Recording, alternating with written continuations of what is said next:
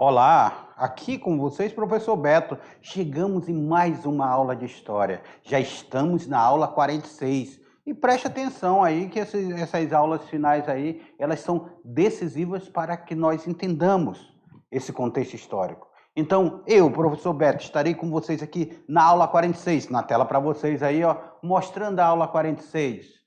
Aula 46. Vamos lá? Então, o que nós vamos ver na aula de hoje? Na aula de hoje, nós iremos trabalhar o nascimento do Estado Nacional, as monarquias centralizadas. Vamos ver como é que se vai dar esse contexto, em que momento aparece formação desses Estados nacionais. Por isso que nós temos aí como habilidades comparar pontos de vista expressos em diferentes fontes sobre determinado aspecto cultural.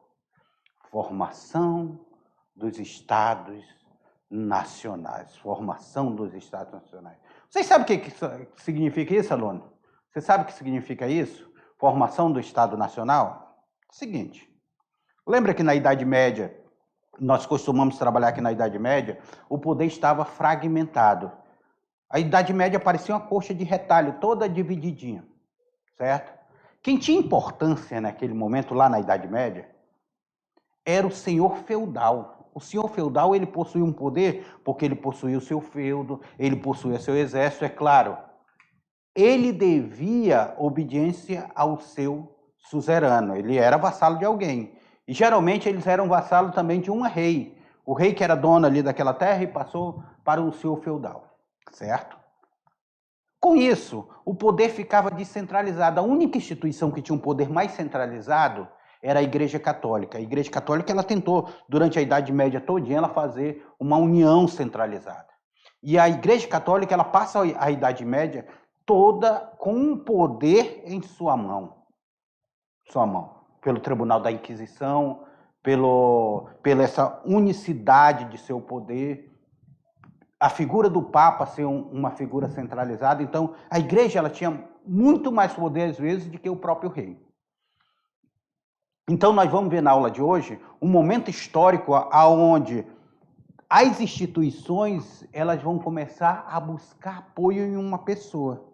E essa pessoa vai começar a centralizar o poder em sua mão. Essa pessoa vai ser chamada de rei.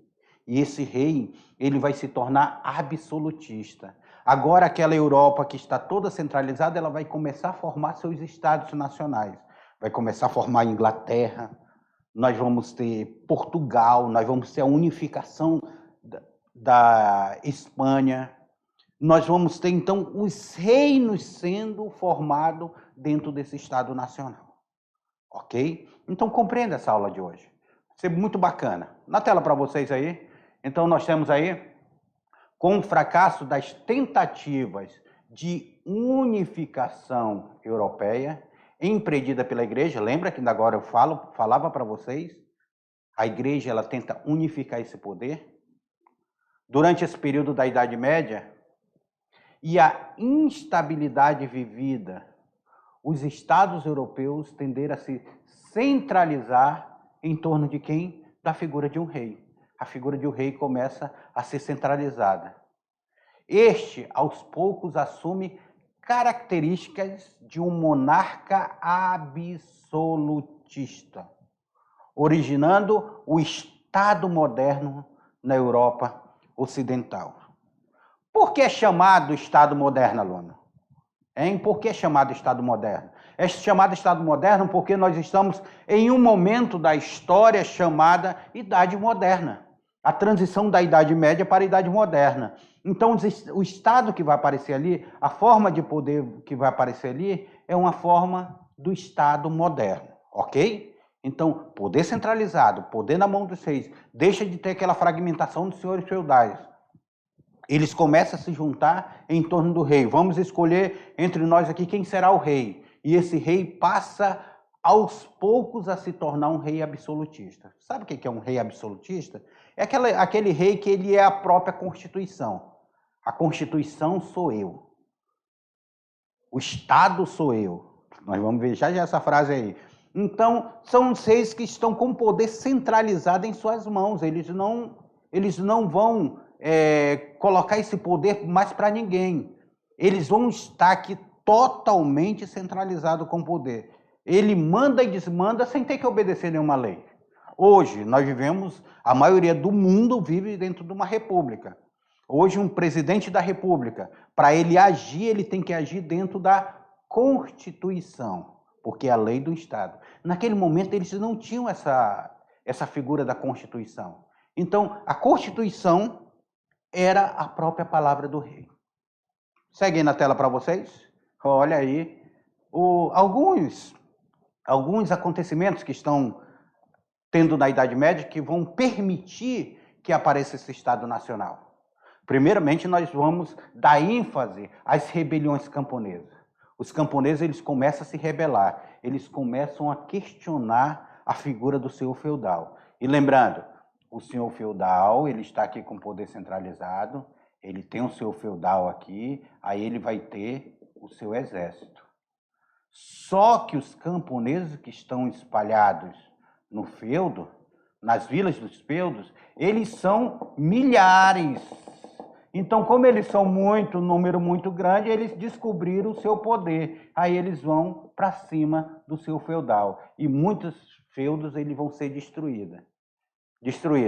Além das guerras internas e externas e dos interesses da burguesia, que era uma classe que estava surgindo. Lembra que eu falei também que começam a aparecer as cidades na aula passada? Começa a aparecer essa burguesia, essa nova classe social. Outros movimentos contribuíram para o fortalecimento do poder dos reis, foram as revoltas dos camponeses. Então, eles estão tendo problema interno, um país brigando com outro, um feudo brigando com outro, e eles estão tendo problema externo. Internamente ali, externamente com os outros reinos. Aí surge ainda essa revolta camponesa, que vai enfraquecer o poder do senhor feudal. Essas revoltas eram consequência de quê? Da fome que eles estavam passando, da miséria, da exploração dos camponeses. Assustados com as rebeliões, os senhores feudais, o que vão fazer? Eles vão aceitar essa autoridade dessa figura que vai ser chamada rei. Que fortalecido, por que ele era fortalecido? Porque ele podia organizar o seu próprio exército, bem maior do que dos senhores feudais, para reprimir os numerosos movimentos de contestação. Então, nós temos os camponeses, eles estão ali na talha, na mão morta, na corveia, eles estão ali pagando imposto para o senhor feudal, e com isso eles trabalhavam muito mais tempo na terra deles do que na sua própria terra. Aí os senhores feudais começam a explorar esse camponês, que esse camponês começa a passar fome. Porque metade da produção que ele tinha ia para o castelo do senhor feudal. Alimentava seu exército, alimentava a igreja, e ainda mais tinha o dízimo para pagar para a igreja, então ficava quase nada para esse servo. Esse servo que ele está se sentindo explorado, ele começa a se revoltar. E o senhor feudal, com medo dessa revolta camponesa, o senhor feudal vai ver, na figura do rei, vai dizer, olha, o rei ele possui um exército mais organizado, porque ele possui um exército com apoio de outros senhores feudais. Então, para que essa revolta não tome conta aqui do meu feudo, eu vou me juntar a um rei centralizado, e esse rei, organizando o exército, ele vai conter essa revolta dos camponeses.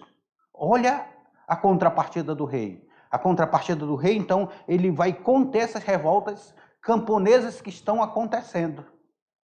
E com isso, o senhor feudal vai ter total obediência a esse rei. E esse rei se torna um rei absolutista. Olha essa figura para vocês aí na tela.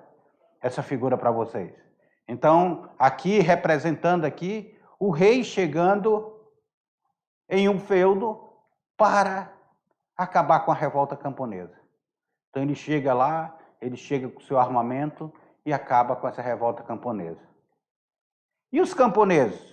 Os camponeses da França e da Inglaterra lutavam por melhores condições de vida, não suportando mais as pesadas taxas exigida pelos nobres. Eles invadiam o castelo e saqueavam os depósitos de alimento.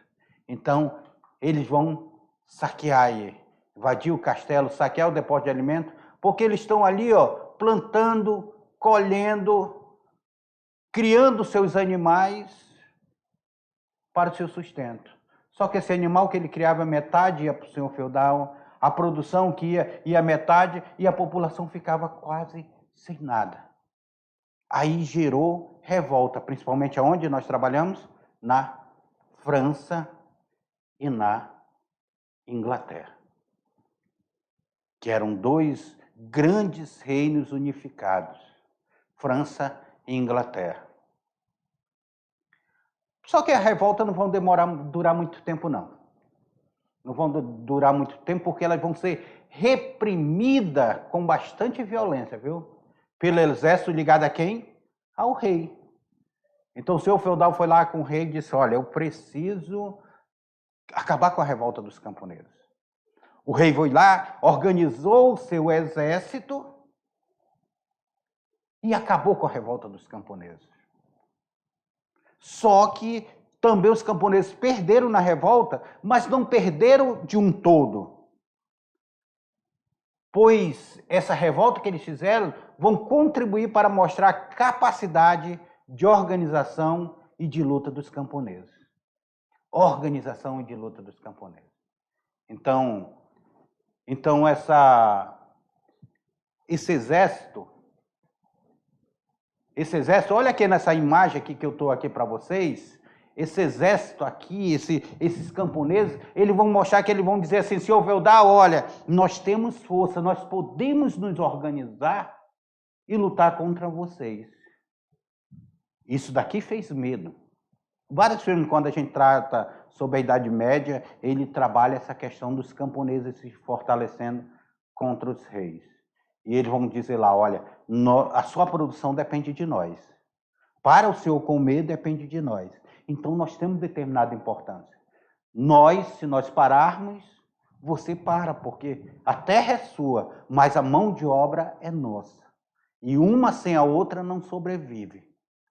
Então, nós precisamos ter importância nesse contexto. Tá certo? Na tela aí para vocês. Então, nós vamos ver que a Europa, que passou por essa... Por que é chamada de coxa de retalho? Aqui, até coloca entre aspas. Vocês já viram uma coxa de retalho feita? Já? Vai pegando um monte de pedacinho de retalho e vai colando nessa coxa. Vamos pegar retalhos e vamos colar nessa coxa. E vamos costurando. Cada um daqui com a cor, com o formato, com um tecido diferente. E a Europa, ela representava isso, essa colcha de retalho. Essa colcha de retalho feita pela avó, pela mãe, pela tia. Os diferentes povos europeus começaram a unir-se em torno de um grande líder. Então essa coxa de retalho, ela vai dizer, olha, vamos nos unir em torno desse líder, que ele vai liderar todos esses feudos. Um que fosse mais forte que os líderes regionais, para unificar as diferentes e fragmentadas regiões que formavam essa coxa de retalho, que era o mapa da Europa da época. Então, eles vão se juntar. Olha o mapa aqui que representa. Olha o mapa. Eles vão começar a se unificar e vão formar reinos. Vão formar reinos da Inglaterra, reino da Escócia, reino da Irlanda, o reino de Portugal, o reino de Castela, que se junta com o reino de Aragão, posteriormente, que nós vamos ver mais na frente, o reino de França. Lembra dos francos que vão dar o reino de França? Aí tem o reino de Boêmia. Então, aqui era muito fragmentado. Muito fragmentado. Olha a Itália como era fragmentado. Nós tínhamos o reino de Nápoles, nós temos o reino pontifícios lá na Itália. Nós temos aqui a Sicília, que era separado, fazia parte desse reino de Nápoles. Nós temos o reino de Florença, o reino de Gênova, o reino de Veneza. Então eram reinos fragmentados. A Europa ela estava fragmentada. Ela era uma grande coxa de retalho. E elas começam a se juntar. O reino otomano, lembra da queda do Império Romano do Oriente? Aqui vira o reino otomano. O reino da Hungria, da Polônia, da Lituânia. Então são reinos que estão aí, vão se juntar em torno de um grande rei, de um grande líder, de um grande monarca. Aí que nós vamos ver essa formação desse Estado Nacional. Vocês vão ver o que tem no Estado Nacional que vai aproximar as pessoas. O que vai ter no Estado Nacional? Nós vamos já ver quais são essas características desse Estado Nacional. O que nós temos de característica nesse Estado Nacional? Olha aí, ó, Estado Nacional. Quais são as características que bate esse martelo? Preste atenção, meus alunos. O que define o Estado Nacional? Até então, não se definia onde seria a fronteira ou não. Aí eles vão dizer, olha, daqui é a fronteira do Reino da França e daqui é a fronteira do Reino da Inglaterra. Então se delimita uma fronteira. Uma fronteira. Hoje o Brasil não tem a fronteira, a nossa fronteira aqui com a Bolívia. Temos a fronteira? Então, nós temos aí a definição de fronteiras. Depois, o que decide um Estado Nacional? Nós temos também uma moeda única. É adotada uma moeda única para aquele reino. Aquele reino vai ter uma moeda com o símbolo de leão.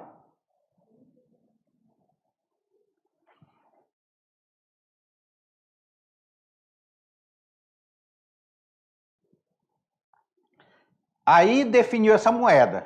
Então, depois da moeda definida, eles vão unificar os impostos. Eles vão dizer, olha, dentro desse reino será cobrado. Vamos até exemplificar com os impostos que são cobrados hoje. FIS, COFINS, IPVA, ISS, impostos federais, impostos municipais, imposto estadual aí. Naquele momento tem os impostos nacionais que serão cobrados. Então, nós vamos unificar esses impostos aqui nesse reino. Outra questão que o Estado Nacional vai criar, e por isso eles vão se fortalecer muito mais ainda, eles formam um exército permanente, um exército nacional permanente. Parou daquele negócio do mercenário de eu só contratar ele no período de guerra.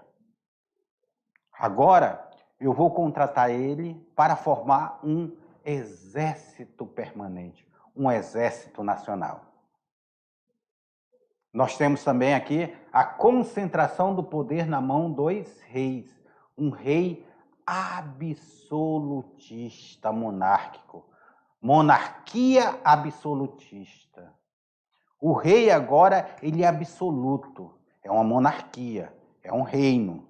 Não é uma república. É um reino absolutista, é um reino monárquico. A manutenção do privilégio da nobreza. A nobreza tinha muito medo de perder o poder. Mas esse rei ele vai dizer, não, você não vai perder. Esse rei aqui, ele vai falar aqui para a nobreza, não, você não vai perder seu privilégio. Muito pelo contrário, você vai morar comigo no castelo. Nós vamos mandar os marqueses para as fronteiras e os condes, duques vão morar conosco no castelo. A formação de um corpo burocrático ali, de pessoas que irão trabalhar juntamente com esse rei. Outra característica desse Estado Nacional, a unificação de pesos e medidas. Olha, um metro vai ser definido um metro. O peso vai ser assim. Tipo, hoje, o Brasil, a unificação de medida não é quilômetros. Já nos Estados Unidos é milhas. Então tem essa unificação. Lá você anda por milhas, aqui você anda por quilômetros. E outra questão, a imposição da justiça real.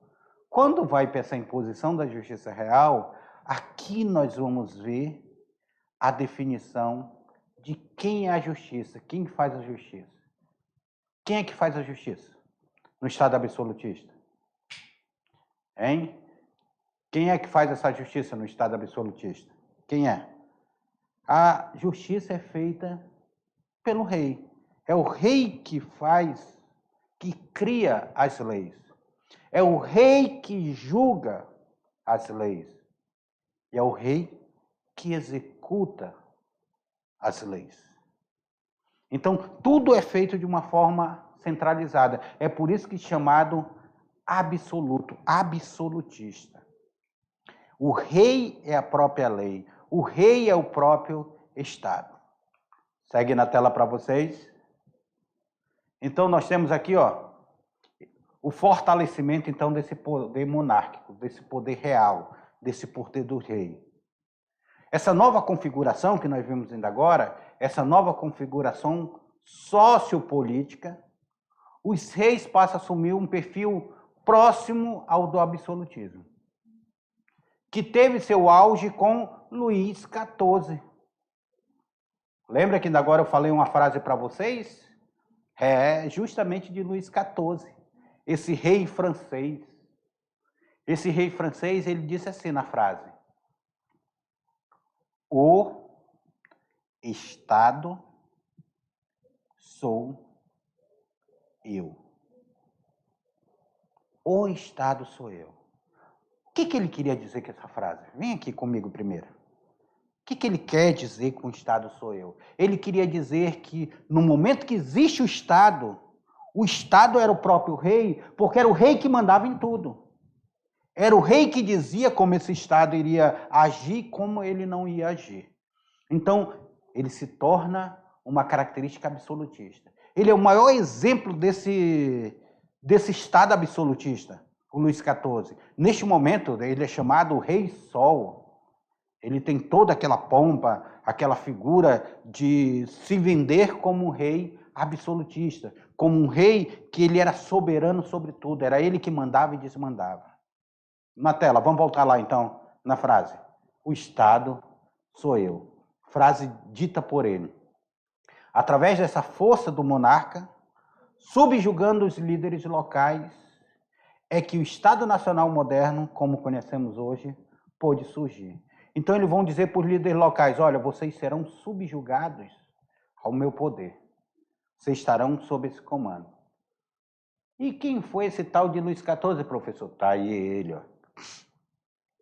Está aí ele pousando para uma foto, com sua roupa de imperador, com sua roupa imponente, mostrando alvidez, cores, mostrando aqui que o Estado de Luís XIV, ele era o próprio Sol, ou seja, ele que estaria no centro de tudo. Se a teoria é uma teoria heliocêntrica, onde o Sol... Será que ficou legal esse meu Sol, Elon? Então, onde o Sol é o centro do universo, então o Rei Sol era ele. Ele que era o centro de tudo. Olha essa imponência que é colocada nessa foto. Essa foto várias vezes já foi usada no Enem. Aonde ele sai, existe essa figura do monarca. Tem uma outra frase que é tirado toda a roupa e ele aparece careca, aonde aquilo dali era o ser humano. Esse daqui não é o ser humano. Esse é o rei absolutista, ele está acima da humanidade. Era isso que ele tentava passar. Os principais reis dessa época, vamos ver aqui os principais monarcas que estavam nessa época. Henrique VIII, lembra do Henrique VIII, aquele que criou a igreja anglicana lá na Inglaterra? Casou-se com Ana Bolena, pai da Elizabeth I? Governou a Inglaterra no século XVII. Era da dinastia Tudor. Henrique VIII. Se não bastasse Henrique VIII, vem depois sua filha, com toda a força e onipotência, Elizabeth I. Falar nisso, quem está no reinado hoje é a sua filha lá, né? A Elizabeth, a sua descendente, que se intitulou Elizabeth II, em homenagem a ela, Elizabeth I. Estão até hoje. A Elizabeth aí, que vem como, era considerada pela Igreja Católica como a filha bastarda. Depois tem essa briga religiosa. Aí nós temos a briga também entre os anglicanos e católicos, entre os calvinistas pelo meio. Era uma confusão doida aí nesse momento. Mas nós temos essas duas figuras. O Henrique VIII, que era o pai dela, e a Elizabeth I. A Elizabeth I ela vai governar por um longo período de tempo, e a Elizabeth é quem vai fortalecer o poder da Inglaterra. Muito grande. É ela que começa o processo das grandes navegações na Inglaterra. Nós vamos ver uma hora só Elizabeth. Na tela para vocês aí. Elizabeth era rainha da Inglaterra durante o século XVII. Pertencia já a outra dinastia. Ela aí passa a ser governada a dinastia dos Stuart. Sai a dinastia de Tudor do pai dela e entra a dinastia Stuart. Ela era chamada Rainha Virgem porque ela nunca casou. Ela não deixou herdeiro, não deixou filho. Ela cria o filho da sua prima, que se torna seu sucessor. Sua prima que tanto lutou pelo trono com ela, ela vai criar, ela manda matar a prima dela e cria o filho da prima dela, e esse filho da prima dela é que se torna o herdeiro do trono. Luís XIV, aquele que nós vimos ainda agora, também conhecido como Rei Sol. Ele vai governar agora o outro país absolutista grandioso daquele momento. Vai governar a França, 1647 até 1715, gente. É muito tempo de reino. Ele era da dinastia dos Bourbons, ou Bourbons. E outros reis que se juntaram, ainda agora eu falava dessa junção dele para formar o reino da Espanha. Fernando de Aragão e Isabel de Castela. Eles vão se juntar e esse casamento deles vai formar o que será a Espanha no século XVI. Grandes navegadores partiram para além-mar, juntamente com Portugal. Lembrando, Portugal e Espanha foram os primeiros a partirem para o além-mar. Depois nós vamos ter a Inglaterra partindo, buscando o processo das navegações. A Elizabeth ela vai fortalecer a sua marinha. A Inglaterra vai se tornar a maior marinha do mundo. A perda do poder e privilégio do papado no século XIV e XV, ou seja, a igreja perdendo poder para essa figura dos reis absolutistas, correspondeu o fortalecimento das monarquias. Então a igreja que queria unificar a Europa dentro de um reino, ela vai perder poder e as monarquias nacionais elas vão se fortalecer.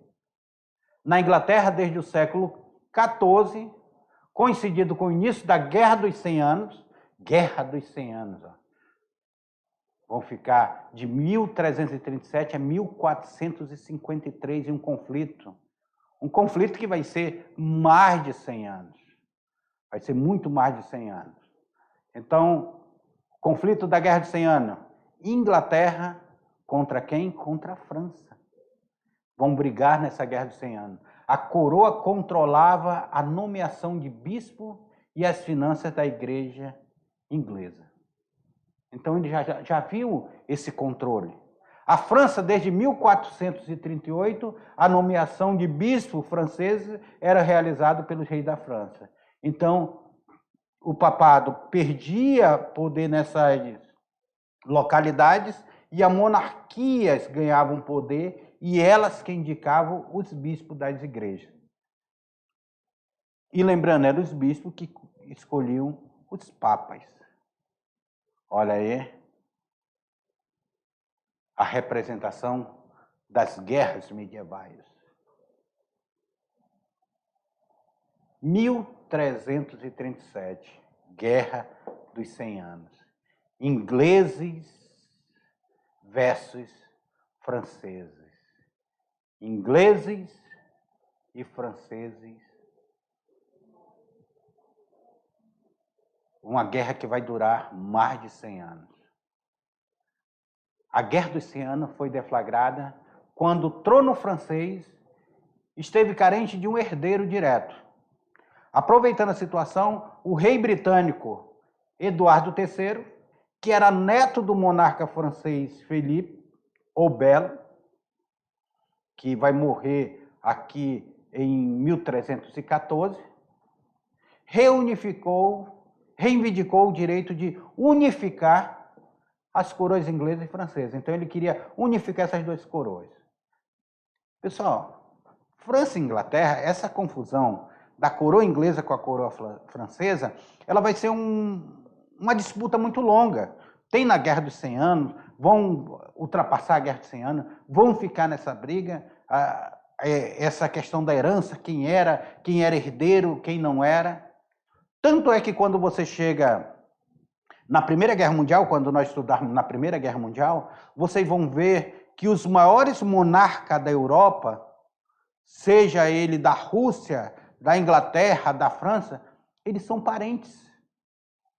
A maioria é parente. Ou um casou com um parente do outro. Então, as famílias elas estão tomando conta dessa monarquia na Europa. Até aquele momento lá da Primeira Guerra Mundial. É interessante. Aí a Primeira Guerra Mundial teve a queda de vários impérios, que nós vamos ver mais para frente. Assunto mais nosso lá da frente. Tá ok? Que vocês vão continuar conosco na mediação tecnológica. Na tela para vocês aí, ó. Na tela para vocês, a representação dessa guerra aqui, ó. Essa guerra entre a Inglaterra e França. Essa guerra tão sangrenta. É aí que surge a figura chamada Joana d'Arc. Vocês já ouviram falar na Joana d'Arc? Pois é nessa guerra que surge essa figura. A Inglaterra incrementaria seus domínios e colocaria um conjunto de prósperas cidades comerciais sob seu domínio político. Principalmente a região de Flandres, que era um grande entreposto comercial. A região de Flandres. Então, a Inglaterra, quando ela domina aquela região, os franceses não vão aceitar.